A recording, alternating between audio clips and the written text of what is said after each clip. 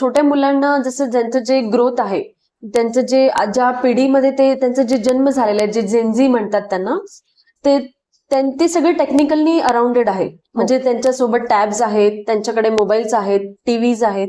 आधीच्या काळाला पॅरेंट्स फार म्हणजे फार फ्री राहायचे. बट आता बोथ पॅरेंट्स, मदर आणि फादर दोन्ही पण जॉबवर असतात, त्यामुळे त्यांना फारसा वेळ नसतो मुलांना द्यायला. पण घरी जे आजी आजोबा असतात किंवा ज्या पण हाऊसवाईफ आहेत किंवा जे पण पॅरेंट्स थोडाफार जरी वेळ देता येईल मुलांना, त्यांनी मुलांना युट्यूबवर जसे छोटे मुलं आहेत, जसं आपण 4-5 वर्षाचे, 2-3 वर्षाचे, त्यांना तुम्ही छान सॉंग्स लावून देऊ शकता. सॉंग्स थ्रू त्यांना एबीसीडी लावून देऊ शकता. फोनिक साऊंड तुम्ही लावून देऊ शकता त्यांना. टेबल्स आपण थोडे काउंटिंग्स वगैरे आपण हे युट्यूबच्या थ्रू त्यांना ऍड केलं आपण युट्यूबच्या सेटिंगला, तर आपण हे सगळं करू शकतो. बिकॉज ते कंटिन्यू त्यांचं स्क्रोलिंग करू त्यांना तसंच व्हायची सवय पडते, तशीच चिडचिड. त्यांना ते जे व्हिडिओज ते बघतात तेच ते आत्मसात करतात. जर तुम्ही त्यांना फोनिक साऊंडचे, एबीसीडीचे, सॉंग्सचे, जर आपण सॉंग्स ऐकलेत ना, आपल्याला पटकन लक्षात येतं, आपण पटकन लर्न करून घेतो. बट आपण जर काही रीड केलं ना, ते आपल्याला अवघड जाते. तसंच मुलांना पण जर तुम्ही एबीसीडी सॉंग्स थ्रू लावून दिले, पोएम्स लावून दिलेत, फोनिक साऊंड्स लावून दिले, तर ते इझिली कॅप्चर करू शकतात. आणि दुसरे जे 8, 9, 10चे स्टुडंट आहे किंवा जे पण 4 to 5 पासून जे पूर्ण स्टुडंट्स जे आहे, स्टुडंट्स ग्रुप आहे, यांना पण फार क्रेज झालेला आहे मोबाईलचा. नवीन नवीन मोबाईल हातात येतात त्यांच्या आणि कंटिन्यूस ते त्यांचं हे करत राहतात. तर पॅरेंट्सनी थोडंफार लक्ष द्यायला हवं. जसं त्यांना एक्स्ट्रा क्लासेस लावून द्यायला हवं. स्पोर्ट्समध्ये इंटरेस्ट असेल तर त्यांना स्पोर्ट्सकडे वळवायला हवं. त्यांना त्यांच्याशी पर्सनली बोलून, कुठल्या पण गोष्टी बसून बोलूनच त्यांचे निवारण होतात. तर तसंच त्यांनी पॅरेंट्सनी अर्धा तास तरी किमान मुलांना विचारायला हवं की आज सकाळपासून स्कूलमध्ये, ट्युशन्समध्ये, कुठे बाहेर काय तुझ्यासोबत घडलं. जेवढं बॉन्डिंग आपण पॅरेंट्स आणि मुलं ठेवू शकतो तेवढं कोणीही ठेवू शकत नाही. आणि त्याच्यामुळे ते बिघडणार सुद्धा नाही. प्रत्येक गोष्ट तुमच्यासोबत शेअर करणार. त्यांना कुठल्या सब्जेक्टमध्ये प्रॉब्लेम असेल तर ते पर्सनली तुम्हाला सांगणार, ना की ते घाबरणार आणि फेल होण्याच्या भीतीने ते उलटे सीधे म्हणजे काही पावलं घेणार. तर त्याच्यासाठी आपल्याला त्यांना स्टुडंट्सला थोडं बॉन्डिंग वाढवायला हवं पॅरेंट्सनी. त्यांना क्लासेस लावून द्या तुम्ही, त्यांना स्पोर्ट्समध्ये एंगेज करा, नेचरमध्ये एंगेज करा आणि त्यांच्या टीचर्ससोबत कंटिन्यूस कन्व्हर्सेशन ठेवायला पाहिजे. त्यांचं माइंड कुठे जात आहे त्यांच्या अकॉर्डिंग आपल्याला त्यांना सांगायचं आहे. जर आपण त्यांना बॉदरिंग करत गेलो, नाही मला तुझ्या पेपरमध्ये एवढेच मार्क्स पाहिजे, तर तसं आपण त्यांच्याकडून नाही एक्सपेक्ट करू शकत. बिकॉज आता जनरेशनमध्ये फक्त रायटिंग आणि लर्निंगच फक्त नाही राहिलंय, तर कोणी स्पोर्ट्समध्ये, टेक्निकल एज्युकेशन्स, कोणी रोबोटिक्समध्ये, कोणी AI, कोणी गेमिंग्समध्ये, असे भरपूर सारे जे आपलं हॉबीज आहे त्याला आपण पॅशनमध्ये सुद्धा कन्वर्ट करू शकतो. पॅरेंट्स एवढे अवेअर नाही आहे, तर त्यांनी काउन्सिलिंग करायला हवं.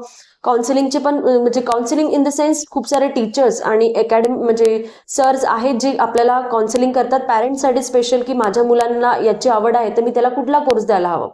तर असे भरपूर, ओनली इंजिनियर, डॉक्टरच हेच मात्र कोर्स नाही आहे, पण गेमिंग आहे, AI आहे, रोबोटिक्स आहे, फार असे IT कोर्सेस पण आहेत जे आपण एक्स्ट्रा करून पण समोर जाऊ शकतो. बॉदरिंग न करता बसून आपण त्यांच्याशी छान संवाद घालून त्यांच्या प्रॉब्लेम्सला सोल्युशन करून आपण त्यांच्याशी त्याचं निर्माण करू शकतो. आणि परत सगळे JEE, नीट आणि CET याच्याच मागे धावत आहे. हे तर आहेच, म्हणजे ज्यांना जमतं त्यांना आहे. बट याच्या व्यतिरिक्त पण आपल्याकडे बँकिंगचे पण भरपूर कोर्सेस आहे. यामध्ये मुलं जसं एकाने ऍडमिशन केली का तर तिथे 100 ऍडमिशन्स होणार, जसं नीट झालं, हे झालं, ते झालं.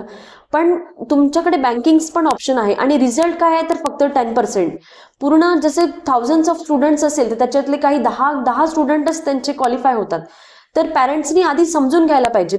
बॉदर नका करू की JEEच कर किंवा नीट कर, तो मुलगा नीट करताय, तुम्ही त्यांना बँकिंगकडे पण वळवू शकता. बरेचसे कोर्सेस आहेत जे ते बँकिंगमध्ये पण ते समोर जाऊ शकतात.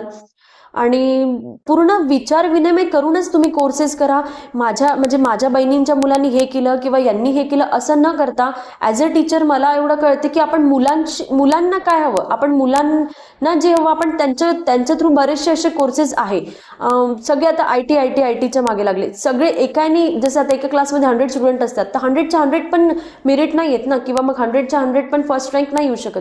कोणाचे माइंड्स वेगळ्या थ्रू जातात. तसेच आपले कोर्सेसचे पण आहे की तुम्ही त्यांना बँकिंगकडे वळवा. अजून बरेचसे कोर्सेस आहे जे आपण त्यांना घडवू शकतो ज्या लाईनमध्ये. आणि जसं आता आपण बघतोय की आपले जे आजी आजोबा आहे, म्हणजे आपले जे ग्रँड पॅरेंट्स आहे आणि आपले मदर फादर, आई वडील, हे खूप सुशिक्षित आपल्याला लाभलेले आहे या पिढीला, तर त्यांचं स्टुडंट्सला पण मला सांगायचं की तुम्ही त्यांचं पण ऐका, because experience always come first. ज्यांना एक्सपिरियन्स असतं ते ऑलवेज आपल्याला चांगलंच सांगणार, आणि आपले मुलं असल्यामुळे आपले आजी आजोबा आपल्याला चांगलंच सांगणार आहे. तर आपण त्यांचं पण थोडं गायडन्स घ्यायला हवं. पॅरेंट्सचं पण आपल्याला गायडन्स घ्यायला हवं. ते शिकलेले आहेत आणि आपल्या पिढीला शिकलेले लागलेले आहे, म्हणजे आपलं खूप मोठं नशीब आहे त्या गोष्टींमध्ये. आणि जसं आता आपण बघतोय आहे की कुठल्या पण फंक्शनला गेलो आपण, तर सगळे मुलं कंटिन्युअस मोबाईलवर असतात. गेमिंगच्या मागे ते इतके लागलेले आहे, वेडे झालेले आहे, आणि ते ऍडिक्शन झालेलं आहे त्यांना. तर ते ऍडिक्शन, आणि बरेचसे मुलं मी ऐकत आहे की मी ट्रेडिंग करतो आहे. हे त्यांचं वय नाही आहे. ट्रेडिंग करतो आहे किंवा ते पैसे कमवत आहे, that is the good part, but ते त्यांचं सध्या वय नाही आहे. त्याच्यामुळे ते ट्रेडिंग करता करता थोड्या वेगळ्या वळणावर चालले. त्याच्यामध्ये पॅरेंट्स सोबत जेव्हा ते वार्तालाप करतात, जेव्हा ते बसून बोलतात, तर ते त्यांचं मिसबिहेव होते. बिकॉज पॅरेंट्सला कंप्लेंट असते की ऑलवेज तू मोबाईलवर बसू नको, है ना. तर त्याच्यामुळे त्यांना त्यांचं मिसबिहेव, भांडण होतात. सगळ्यात मेन जसं ट्रेडिंग आहे हे आपण आपलं करिअर कम्प्लीट केल्यानंतर हे आपले सेकंड प्रायोरिटी ठेवायला पाहिजे, किंवा सेकंड प्रोफेशनल ठेवायला पाहिजे. बट आजकाल मुलं काय करताय, मला सक्सेस व्हायचंय, सक्सेस व्हायच्या नावाखाली ट्रेडिंग करून ते पैसे कमवत आहे आणि त्यांची लाईफस्टाईलला ते थोडं एनहान्स करत आहे. But that's not the way की ते त्या वेनी सक्सेस झालं पाहिजे. हे हे जसं आपण म्हणतो ना ट्रेंड सुरू आहे, ते ट्रेंड सुरू आहे ट्रेडिंगचा. काही दिवसानंतर हे सगळं स्टॉप होणार आहे. बिकॉज जेव्हा आपण एका सक्सेसफुल स्टेपवर जातो, तर आपलं एज्युकेशन, आपलं बिहेवियर, की आपण आतापर्यंत आपण काय शिकलोय आपल्या पॅरेंट्सकडून, हेच आपल्याला लास्ट जॉबला घेऊन जातं. But trading is not good for the student. आता त्यांनी हे नाही करायला पाहिजे. हे त्यांनी सेकंड, म्हणजे हे त्यांची प्रायोरिटी नाहीच आहे.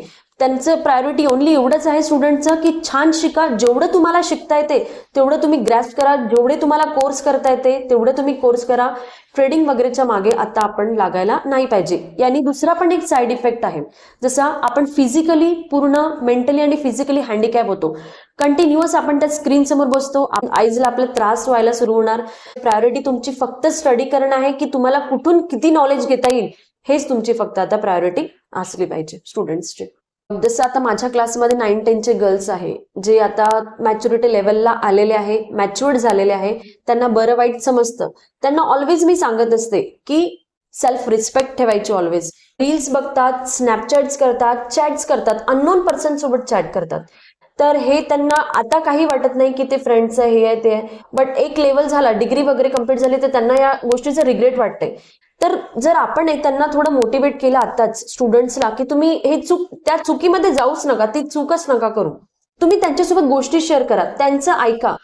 ते जर मोबाईलवर जास्त वेळ राहत असेल तर तुम्ही त्यांना एंगेज करा कुठेतरी, त्यांना कुठल्या हॉबीजमध्ये एंगेज करा.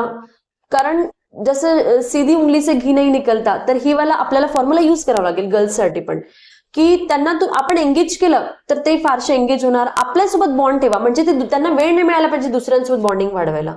तर हे गर्ल्ससाठी मला सांगायचं होतं. आणि जसं आता आपली जी झेनझी आहे आणि आपली जी पिढी सुरू आहे, या पिढीमध्ये आधी तर म्हणजे डिग्रीचे पण गर्ल्सला पॅरेंट्स अलाउ नव्हते करत बाहेर रूमवर राहायला. बट आता जसं शिक्षणाच्या मुळे मुलींना जसं 8, 9, 10लाही असो, कारण माझ्याकडे पण 9, 10चे गर्ल्स आहे काही जे रूमवर पण राहतात. तर फ्रीडम जी दिलेली आहे ना आपल्याला पॅरेंट्सनी, ती फक्त फ्रीडम एज्युकेशनसाठी आहे आणि पर्सनल ग्रोथसाठी आहे. पण मुली आजकाल काय करताय, रील्स बघताय, मला पण असंच डान्स करायचंय, ड्रेसिंग सेन्स चेंज करू ते रील्स बनवत आहे. बट कुठे ना कुठे याचा इफेक्ट ना आपल्या पर्सनल लाईफवर होता.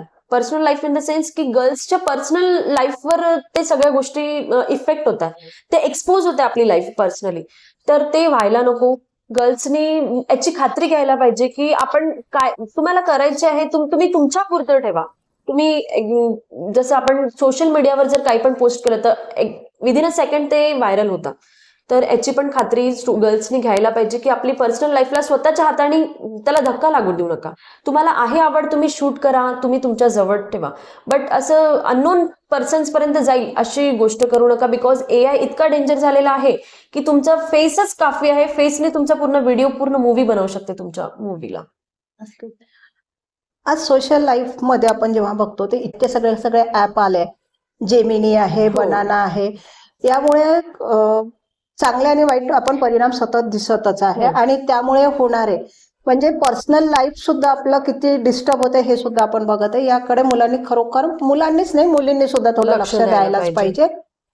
आणि यातून या रील मधून त्याला पैसा मिळतो, याला पैसा मिळतो, मलाही मिळायला पाहिजे. आणि त्यामुळे मुली सुद्धा आजकाल आपण बघतो कुठेही अगदी गार्डन मध्ये गेला तर कुठेतरी शूट होताना दिसतो, लग्न प्रसंगात शूट होताना दिसतो. पण यामुळे स्वतःसोबतच दुसऱ्यांची लाईफ, पर्सनल लाईफ थोडीशी डिस्टर्ब होते. ती नाही होणार, याकडे सुद्धा लक्ष दिलं पाहिजे. त्यामुळे माझ्या स्टुडंटला मी ऑलवेज हेच सांगते, तुमचा सब्जेक्ट मॅथ्स असो, सायन्स असो, इंग्लिश असो, हिंदी, मराठी काही असो, तुम्हाला वाटत असेल की मला होतच नाही, तुम्ही त्याला प्रॅक्टिस करा, त्याच्याकडून इतकी प्रॅक्टिस करा आणि तुमच्यात विल पॉवर ठेवा की मी 100 वेळा ट्राय करणार आणि एकदा तरी माझ्यातून होणार. तर मी ऑलवेज माझ्या स्टुडंटला सांगते की ऑलवेज तुमच्याच्यात नेव्हर गिव्ह अपचं ठेवा की मी कधीच हार मानणार नाही, आणि विल पॉवर स्ट्रॉंग ठेवा. कुठलाही पेपर येऊ, कुठलाही क्वेश्चन येऊ, मी रॉंग लिहिला तरी चालेल पण मी अटेम्प्ट करणार, मी सोडणार नाही.